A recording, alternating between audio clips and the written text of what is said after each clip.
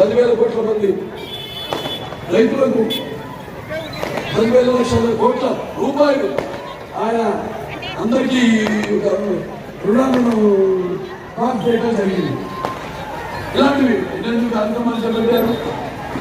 అందుకంటే ఈ taxation fee ఎవరికైతే చదువుకుండా ఉందో వాళ్ళకి దానికి క్యాపిటేషన్ ఫీజు రద్దు చేసి ఆ ఉన్నతమైన చదువుని అందరికీ అందేలా చేయడం ఇలాంటి చేశారు.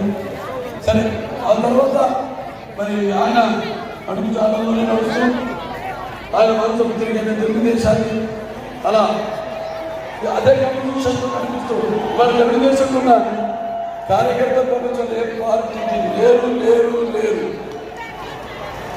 ఎటువంటి పరిస్థితుల్లోనైనా తెలుగుదేశం పార్టీకి అయితేనేమి లేకపోతే మన రాష్ట్రానికి అయితేనేమి